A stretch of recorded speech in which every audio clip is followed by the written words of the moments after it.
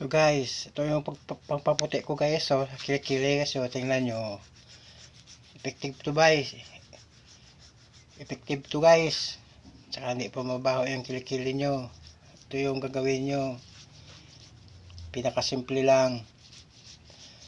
Yan lang po. Pabili sa tabi-tabi. Gusto nyo mag-order na po kayo sa akin guys. Ito yung pagpaputi ng kilikili.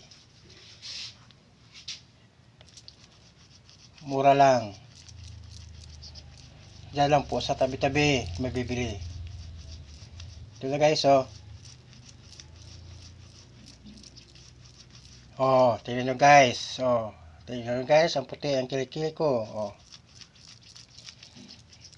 Kaya ano pa guys ang hihintayin nyo? Di pa kayo papawisan. So guys, maraming salamat.